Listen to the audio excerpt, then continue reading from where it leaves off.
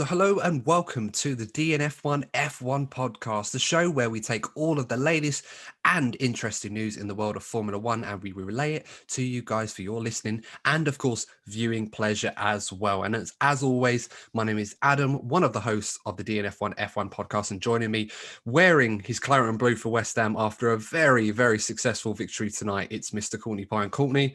Obviously, I don't need to ask you, but I'm going to anyway. How are you doing this evening? Yeah, I'm doing great. You said brilliant result for West Ham, but we're here to talk about Formula One. And today's probably the first day where I really feel like the new season is around the corner, and I'm buzzing for the new season. I've got a feeling this season could be special. Absolutely right. It's certainly not going to be a dull one, despite those thinking that it's a stopgap for 2022 where the real show begins. Well, if that is the case, it's certainly going to be a mouth-watering appetizer. And as you said, Courtney, the first car to break cover and show off its dazzling new livery, although we say new, rather a very similar livery on the surface of it. And of course, that is the McLaren team. Now, of course, very surprising to see some of the teams breaking cover so early before preseason testing. But of course, let's not forget preseason testing was moved back to accommodate the gap that was created following the Australian Grand Prix having to be postponed for later in the year. That is why, of course, some teams would have been ready a lot sooner than others, and some teams may have decided to revise their car launches. But as part of this little mini series that we've got before the start of the new season, every team that breaks cover and reveals a new livery, we are going to show that to you and discuss that on the podcast here. So if you want to get our take on all of the new cars and all of the new liveries from the DNF1 team, you've got nowhere else to go, then the YouTube channel DNF1, make sure to like, share and subscribe to that as well. Help us get to 200 and then beyond that. And of course, if you are listening to us on your favorite podcasting platform, thank you very much indeed. And you will get all the latest, the same episodes, same content from us. Of course, you won't be able to watch it, but we'll be there between your ears for your listening pleasure. And before we go any further, Courtney, or actually say before we go any further, kind of mincing my words here, let's not waste any more time on this. Let's have a look at the new McLaren. So first things first, Courtney, what did you think of the launch? It was a little bit different to what we were used to. Of course, being the first car launch in a COVID world, it seems strange to say that given how long this has been going for. But what did you think of the launch overall? Did you enjoy it? Yeah, I've got to say, I think the part where they recorded their new theme song, whatever it is, I thought that was bloody hilarious. I think they've done the right thing. I think they've put the emphasis on the new driver lineup. You know, some people might not like this, but the biggest emphasis on McLaren is going to be the dynamic between Lando and Ricciardo. And I just feel McLaren knew this. I thought it was a good marketing ploy. And I just thought it was a good side piece, keep people engaged before the new car came along. But the car itself is exciting. This team could be the dark horses of 2021. Yeah, absolutely right. And before we talk about the car in great detail, you're right with the launch. It was actually quite a fun one to watch. I've seen so many different car launches, and being a Ferrari fan, usually the one I often look forward to the most, it's such a dull production. And I mean this with the greatest respect, but it's kind of like football fans might relate to this. Whenever you watch the Champions League or Europa League draws and they go through the whole show of like an hour or half an hour, however long it is, of just absolutely nothing to do with football or anything like that. It's just dancing and musicals and God only knows what you can imagine. Nothing really that interests me. I just want to see the car. And Exactly. in McLaren's case, yes, of course, there was a bit of an element to that, but it was condensed in a really fun way. You know, we got to see the drivers, have a little talk with them first before we saw the car. Of course, you mentioned the segment where Lando and Daniel were going to Grove Studios in the UK to record the new theme or the new anthem for McLaren in 2021, which I'm sure we will hear very, very soon. Look forward to that. First things first, Courtney, I've got to say, Lando Norris did surprise me. Quite a talent on the guitar, actually. And as a fellow guitar player myself, obviously, different standards, but very impressive stuff from Lando, I must say.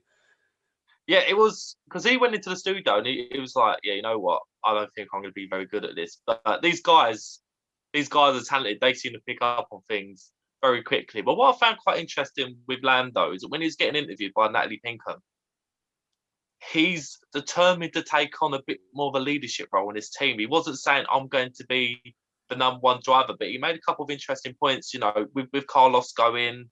He's been the main man at McLaren, and it's going to be his third season in Formula One, and he's very interested in the mechanical side of things. And I don't know, he's clearly going to be sticking to the social media, but I'm sensing a bit of a shift where he actually wants to be taking the sport a little bit more seriously in the mechanical side to give himself an edge. And I don't think it's going to be as easy for Daniel as we first thought. No, and with the greatest respect to Lando Norris, I think it's a very important step that he needs to take in 2021. You rightly mentioned Lando wanted to take more of a leadership, perhaps not a leader role, but he needs to really lead with the experience he has. Of course, Daniel, the much more experienced driver in Formula One, but this is a new team for Daniel. And Lando, having been there already for 2 seasons, 5 years in all with the McLaren project, is very much accustomed to the environment. He knows the personnel, he knows the car, he knows the inner workings. He is the experienced guy in the McLaren team. So just because he is significantly younger than Daniel, with all due respect, he is not a rookie by any stretch. And the last thing Lando is going to want this season is for someone like Daniel to come into the team and literally just take over straight away. We often joke and enjoy the relationship that Lando Norris and Carlos Sainz shared, and Carlos will have a similar experience once he goes to Ferrari as well with Charles Leclerc. But the camaraderie usually stops the moment that the engines go on and they go out on the track. But it was always a respectful rivalry. With Ricciardo, I expect something similar, but to a degree, Lando cannot afford to allow Daniel Ricciardo to run the team in the way that he probably did when he was at Renault. And I can only see that paradigm shifting even more towards the driver that, wins that rivalry between the two of them. It's a very, very big rivalry. I think a lot of people are going to realize how significant the battle between these two will be throughout this year. It could get fiery. I sensed it. I don't know about you. I know they were having a laugh, that I don't know. Maybe I'm overreading it. I don't know. I sense the determination in Lando, and and it's one of the things we've mentioned a couple of times. It's a little bit of a shame, as great as it is that the stuff on social media you see with Lando, some of the memes, some of the songs that you've seen him sing. It's been hilarious. Let's not forget that. It's brought some light to 2020 for some people, but Lando Norris is quick. I remember supporting Lando. I actually supported Lando against George Russell when they were racing together in F2. Lando was, it's easy for everyone, but Lando was once sort of labelled the next Lewis Hamilton. He was labelled the next big thing in British motorsport because of what he's doing in junior categories. I don't know. It just, for me as a Formula One fan primarily, it's a bit of a shame that Lando's kind of known more as a meme lord rather than a racing driver. And I'm hoping this season it gets that balance even better, because he made an improvement last season, but I'm hoping that we see more of that again in 2021. Yeah, I mean, 2020 was a very strong year for Lando. He got his first podium, the youngest podium of a British driver in history of Formula One. And you're right, this year he will need to make that step up, and he will need to showcase his talents even more. I mean, we haven't seen much success for this new cohort of British drivers as of yet, other than the odd occasion. I mean, George Russell had to go in a Mercedes and really showed everyone who didn't already know how special a talent he is. Alex Albon, it was a bit on and off with Red Bull. Ultimately, we'll have to wait and see what happens with him when he comes back, if he comes back to Formula One. But in Lando's case, he had I wouldn't say he had a difficult time. He had it was a very good season for him, very good results, but he was very much under the radar. He just went about his business, did the job for McLaren, and he had a strong season. And people say, yeah, pretty strong, but just not quite as good as Carlos Sainz. And that's a hard barometer to measure Lando against, but it's the only one you can really fairly judge him up against his former teammate. And the same will be said for him this year, whereas McLaren's expectations, at minimum, will be to maintain that third place. And that is going to prove to be probably even more difficult than it was to get it last season with the, resurgence of Ferrari. This season, we're expecting Aston Martin, of course, being involved. Alpine, going to be strong this season. So McLaren have got a lot to be optimistic for, but they will need both of their drivers to be really at the top of their game. And that may create some fiery situations and battles between them throughout the season. But it'll be very interesting to see how well that brings out the best in them. I think it can only be good for McLaren. I don't think we're going to end up in a situation like Prost Senna or Hamilton Alonso or anything like that. I'm expecting two drivers like Lando and Carlos were last season to really bring the best out of each other and put in the good results for McLaren, which they very much will need this season, perhaps more than most going into a new era next season. But, you know, we talked about those guys. Let's talk a bit about Daniel Ricciardo as well, because, you know, we've already mentioned Lando, an important season for him to really make that next step in his development and really not necessarily move away from the meme lord that we refer to him, but really showcase more of those skills that we know he has on the track. Exactly. You know, rather than being known for being a lad who acts his age, I suppose is the best way to put it, with all due respect. But Daniel Ricciardo, new team, new surroundings, of course, familiar with working in the UK, working in Milton Keynes with Red Bull, working in Enstone with Renault. Now he's come to Woking with McLaren. And this is a team that Daniel himself, during this launch, said that he followed them very much. I mean, he said he was a fan of Formula One in general, growing up in Italy with that background. You know, there was obviously Ferrari were a huge influence on him and a big fan of them, but also a fan of McLaren too. And there's the Bruce McLaren dynamic as well. Obviously not New Zealander, Australian and New Zealander, but from that part of the world, I think it's fair to say, it kind of brings a sense of homecoming to McLaren. And forgive me for those of you Red Bull fans or Renault fans, or Alpine in this case, for me saying this, but it does seem that Daniel Ricciardo fits at McLaren more than Fully perhaps agree. he's done anywhere else in his career. It does seem Absolutely. a move where the driver and the team will complement each other very well. I mean, Courtney, in your mind, obviously Daniel was going to have an adjustment period to get used to this car, but how long do you expect it will take Daniel to get on top of this McLaren and really start to deliver the performances that we saw him deliver on a regular basis, particularly towards the back end of last season at Renault? It seems that there's a newfound energy with Daniel. I know we saw it with Renault last season, but there's a lot of excitement around McLaren. You know, Daniel would have been begging for a Mercedes engine since 2014.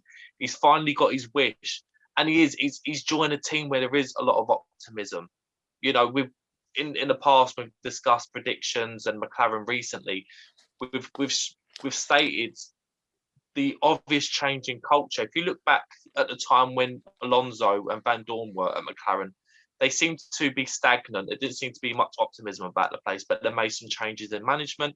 They managed to get the Mercedes engine back, and they've got two hungry drivers. And it just seems to me that if they carry on this momentum, this team could go places. And Daniel recently stated this before this launch, shall we say. He did state that this is probably his best chance to win a world championship long term if this dynamic works. So he's going to be going for this, and you see it with both of these drivers, and I think that's what makes you right at them. I think that it could get far between these two because they're both very determined.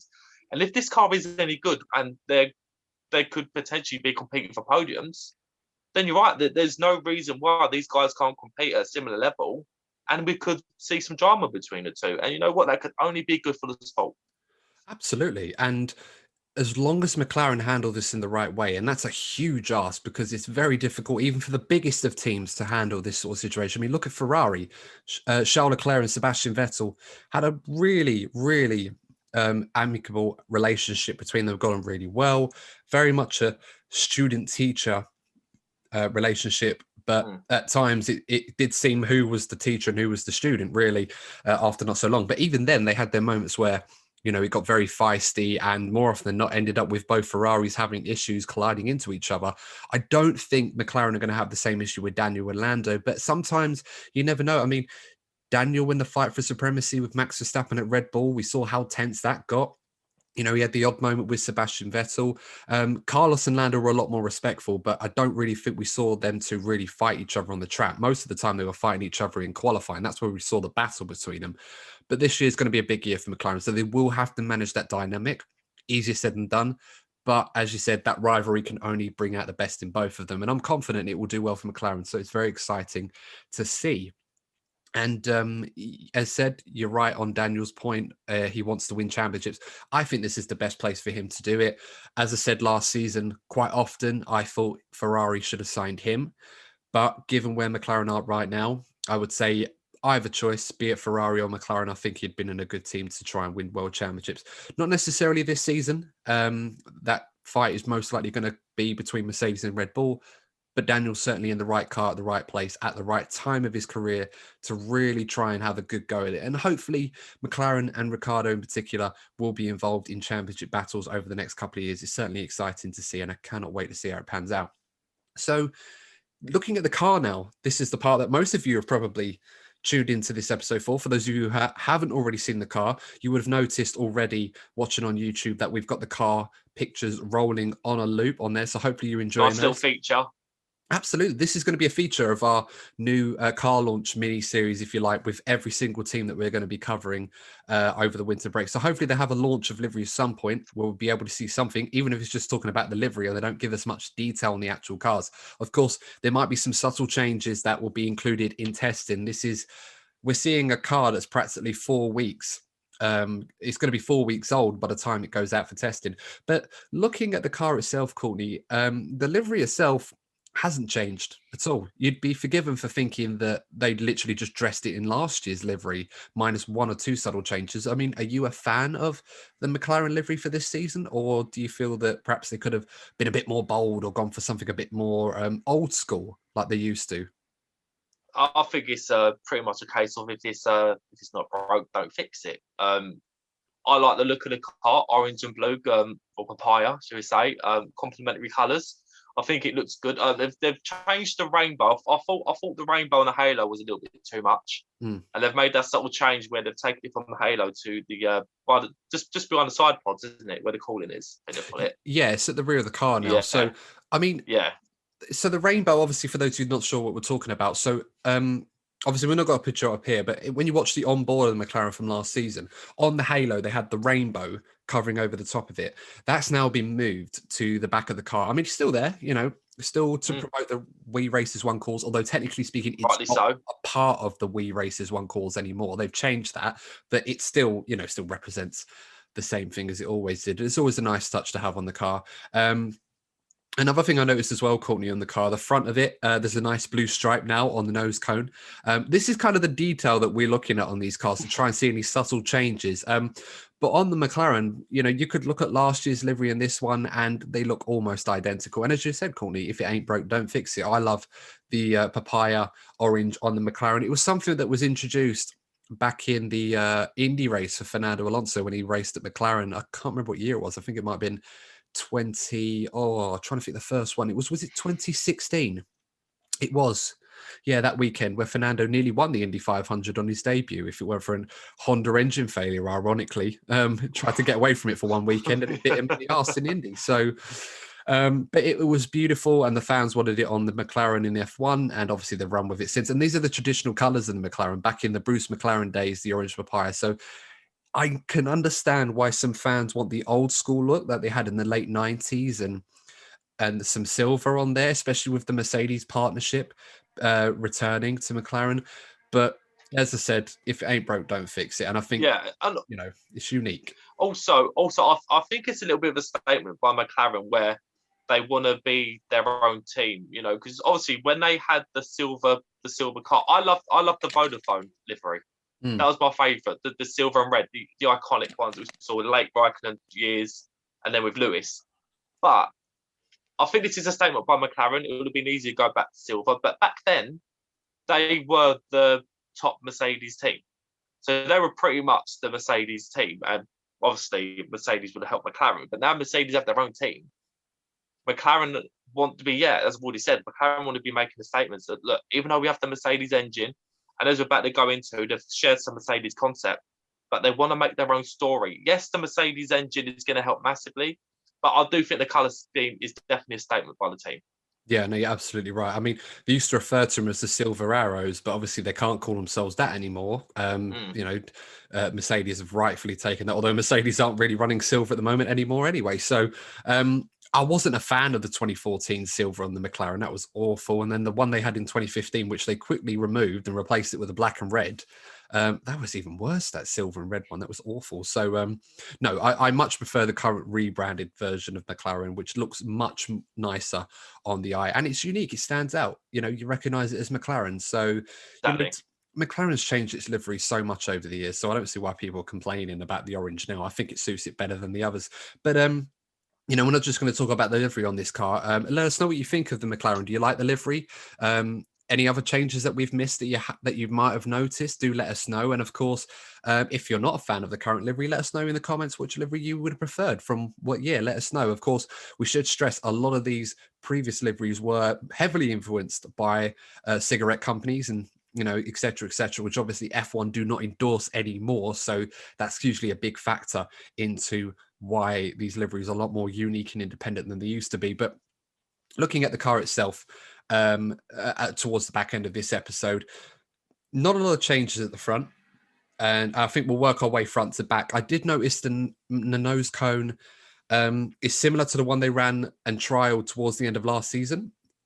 Very much influenced by the Mercedes design. And you're going to see a lot of things on this car in particular influenced by a Mercedes design. It was something they've been working on for the last year and a half to really try and maximize the car's performance so that when this Mercedes partnership was going to come to fruition this season, the new changes would kind of blend in with the previous ones that they made. So, they've gone for a more curved design on that, similar to Mercedes, and of course, Racing Point had something similar, but it's McLaren's own little rendition of that. And there's a few sort of mounted slots at the bottom, rather than sort of like the tipped thumb shape, which should help with the cape underneath. That should give a lot more scope. And I should stress that the design of the front aero, there's not really a lot of change on there, but that's something that they will probably look at throughout the season because that's kind of a free area. And I expect most of the teams are focused on the rear changes. Another change that I noticed in the little teaser video that Daniel and Lando had with James Key, the technical director at McLaren, very much really embedded in the McLaren program now after joining from Toro Rosso a few years back. They've changed the airbox at the front of the car. It's no longer got the sort of Darth Vader mask sort of look to it. It's a bit more curved now. It's a bit similar to what Mercedes have got and other Mercedes cars are running there. So, you can see the cooling elements, the side pods as well, Courtney, they're a lot more sloped than they used to be. It's an intricate detail, the sloping of the side pods on a lot of Mercedes power cars. Of course, Mercedes themselves used it. A sloped rendition of what Ferrari created back in 2017 had really mastered it last season. And you saw the same on Racing Point and also Williams. McLaren have gone for their own version of it. It's not as obvious as what I imagine those cars will be, or certainly as they were last season, but they've definitely adopted that characteristic. Other obvious changes that I think we expected to see was the floor being cut at that area towards the rear of the car. So to get rid of that sort of square shape, it's a bit more of a triangle shape towards the rear tires. We expected to see that as part of the new rules, and it's a lot more simple, no more of the strakes or the inlets, if you like, that are in there as part of the new regulations. The same with the rear brake ducts on the tires as well. Similar compacts on there. One thing I did notice on the McLaren, which I'm glad to see, is it's a lot more compact at the rear. Now, McLaren, like the other teams, only had 2 development tokens to spend this season. A lot of parts have been carried over, and McLaren had to do a deal with the FIA and F1 to really allow them to work as much of the rear as they could to accommodate this new Mercedes engine and gearbox that they're receiving for this season, because it's completely different to what they had last year with the Renault. And if I'm honest, Courtney, I think this is the biggest change at the rear of the car you're going to see from any team on the grid, purely and simply for that reason. But having a look at it, Courtney, on first glance, I've got to say, I'm pretty impressed. It looks really tidy, really compact. I mean, this is a car that 3 years into development, really, and considering the changes they've had to make, and they've had to work really hard, judging from what James Key, Zach Brown, and Andrea Seddle have mentioned at the launch, they've done a rather good job in the time that they had, Courtney. I mean, what did you make of it? Yeah, for those of you who don't know as much about the technical side of things, basically, the tighter the rear end, the faster and more stable the rear end of the car is, which obviously it all comes together to, give better performance. And that combination of that with the Mercedes engine, it's one of the many reasons why there are calls like for optimism at McLaren. It's quite interesting how we've raised about rear ends. I feel a little bit nostalgic because I don't know if you remember, but our first ever episode was titled, correct me if I'm wrong, Rear End and Tight Rear End and Beaver Teeth. Beaver's And it actually Mouths. worked. We Yeah. your Beaver's Mouths, and we almost got 200 views in our first video because of that clickbait. So well done for that, Adam. So yeah, it Oh, felt yeah. because that's what testing is all about. It's all about a tight rear end, isn't it, Adam? Yes, it's important. Tight rear ends in Formula One always a good thing on the cars. As Courtney's mentioned, the drawback, of course, is to make sure that the reliability is there in terms of cooling, Yes. because the tighter space is less air to cool the engine pieces. But as I said, the development has been so incredible on these cars, especially with the Mercedes power unit that McLaren are getting. So it's allowed them more scope to revise that rear end a lot. And as I said, more tight and more compact. This will give them more room to develop the car over the course of the season. How much they choose to do so, that's up to debate, but it will serve them well, especially for next year's regulations, to really understand this Mercedes power unit, I should say, more. And that's only going to serve them better in the future. The same issue we said for Williams, although they will be looking towards that in 2022 rather than this season as they increase their partnership further. But another thing I did notice on the car, Courtney, and this is the last little techie piece I'm going to get into for this episode. So don't worry, guys. If you're not following it, there's plenty more pieces that we haven't already mentioned. I'm sure will come to light when testing comes around. As I said already, this is more like a livery launch, I suppose, than an actual car Exactly. launch. Yeah. There are some details we expected on the McLaren. We may not see many changes at all on most of the other cars, purely and simply because they're going to be carried over largely from last year. And the rest of them aren't changing their engines, unlike McLaren are. So don't be surprised if most of these reviews, we don't really have too much to say until testing comes around, where we'll see a lot more of the 2021 cars when they're shook down. But in McLaren's case, one other thing I did notice was, in addition to the airbox and the mirrors that were straightened as well, they look a bit more cleaner as well. So that will help the airflow towards the front and the rear. They introduced some curved slots near the rear end plate. There's a new design for them, a more curved slot rear end plate. It's a mouthful, that is. It's very similar to what Red Bull ran in 2019. And I'm not sure why they've done this. My only theory, I suppose, is Red Bull run a very high rate car. They always have traditionally. And even though Mercedes go the lower end of the spectrum, rather than McLaren going for the strokes and the strakes at the back like Mercedes did before, they've gone for a more like a Red Bull design. My guess is to try and find a hybrid or a happy medium between both sets, because they both work in their own way. But given McLaren obviously want a bit more rake on their car than I imagine what Mercedes will do, they have to accommodate the best of both worlds by proxy. They haven't really got a choice on this matter. So that's an interesting design. It would be interesting to see how that works in terms of rear downforce. I mean, the aim of the game for them is to try and recoup as much downforce as possible. They lost quite a bit over the winter with the revised rule changes to the brake ducts, the diffuser, of course, which I'll be interested to have a look at that, see what they've done with the changes there. We didn't really get a good chance to see that because short on time. But and the floor as well. See how that works. I mean, the floor is going to be critical. Whichever team gets the new floor design right, Courtney, is going to make up a lot of time on the competition. It could be at least half a second that's there. With just that small snippet that they've taken off could be worth so much time to them. So whichever team nails it will absolutely enjoy the fruits of their fruits of their labors in that regard. But I mean, was there anything on the car that you noticed, Courtney, that's worth mentioning at this point? I think you've done a top job, Adam. You've covered it all. But going back, we said about the rake.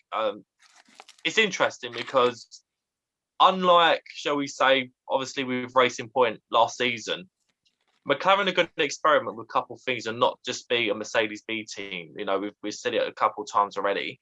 They want to be competing as their own team. So I think they're going to try and use as many of the things that worked for Mercedes as possible, but at the same time be innovative themselves. And if it works out for them, it could make them even more competitive. So that is that's certainly a good way to go, because they're trying a bit of both. You know, it's a new partnership. Why not? There's no harm in doing it. Absolutely right. And there's something they've got to try. We'll have to wait and see. There's going to be plenty of scope for development. It will be interesting to see how the teams fare over the course of the year, who's got it right and who hasn't, and who turns their attention to 2022 first. It could be very interesting to see how the season goes. But above all else, Courtney, I think it's fair to say on first sights, McLaren look like they've done a pretty good job accommodating the Mercedes engine and power unit. This was the area I think everybody was intrigued to see how they would fare, trying to, it's a lot to put in I don't think we can undersell this, how critical it is to, and how difficult it can be to change engines like that, especially when the rules were homologated back a year and they had to make so many changes last minute. It's not been an easy task for McLaren, but I think all ends up they've done a fantastic job, and I'm looking forward to seeing how that car does on the track. It looks good. Not just the livery, the car looks good. It looks tidy. It looks compact. It looks good. I think Lando and Daniel are going to really enjoy driving this car. Will it be as fast as the 2020 car was at Abu Dhabi after the first race? Hard to say. I think they'd probably settle for it being just as quick as it was. Bear in mind that there's a lot of downforce that have to recoup.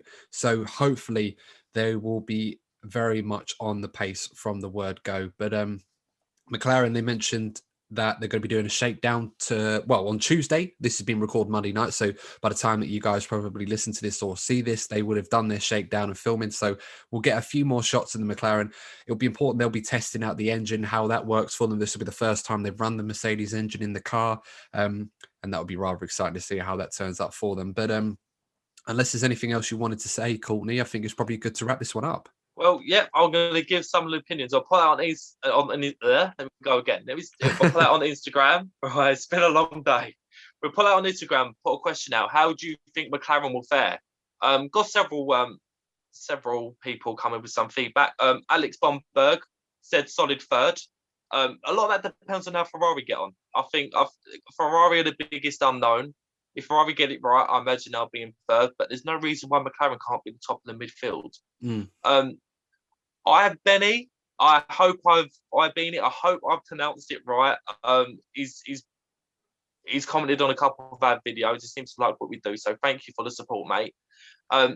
He said great pairing of Norris and Ricciardo, and the Mercedes engine could mean regular podiums. Yeah, why not? I think if they get it right, they could be in the hunt for some podiums. And then George Allen said pretty good. He seems very optimistic. He said pretty good, so good that they'll rename Mondays to McLaren Mondays. So let's see how they get on with that. Well, I'm fine with that. I hate Mondays in general. So, let's go for it. McLaren Mondays. Let's make that a thing. A lot of good opinions on there. I think McLaren, shape up to do very well. The Mercedes engine, and as I said, what they've done to accommodate that is really going to open up a lot of good things for McLaren, particularly at the rear of the car, which will serve them at the front as well. So plenty of scope for improvements compared to what they already have. I can only see this being a good thing for them, providing that it works as well as it looks in terms of how they've accommodated this new package. So plenty for them to learn on that front. We'll have to wait and see if it translates to performance. But again, will they be a solid top three? Hard to say. 4 teams really in the hunt. And it was very close between McLaren, Racing Point, and Renault, I should say, last season. I expected to be equally close between those 3 teams. And of course, you can't ignore Ferrari, who, as I said before in a previous episode, only really need to make a very small amount of gains on average to really dominate the midfield, let alone get to the front of it. And a lot of that could be found in their engine and also weaknesses that they had in their chassis, which I'm pretty sure that they've spent a lot of time and energy focusing on too, but we'll have to wait and see how that translates. But I think that's a good way to wrap it up for this episode. As I said, guys, we are going to be doing a similar episode like this regarding every single team as and when they launch their new cars, with the anticipation of 2021 being a much more exciting season than people are going to give it credit for, with the build up to 2022 already underway. But until then, guys, if you enjoyed the video, make sure to like it and share it with your friends. Anyone who likes F1, make sure to share it with them. And of course, subscribe to the channel if you haven't already. I was looking at the analytics. Brilliant, those of you that have already subscribed, but I'm seeing 80% of you guys that watch these podcasts have not subscribed. If you watch it and enjoy it, subscribe. It's absolutely free, and we've got plenty more content coming in the future, guys. So, it doesn't hurt, and it helps us out a lot. We really appreciate if you guys could. So that's the plea from me done. Other than that, take care, guys. Stay safe, and we will see you in the next DNF1 video. Take care. See you soon.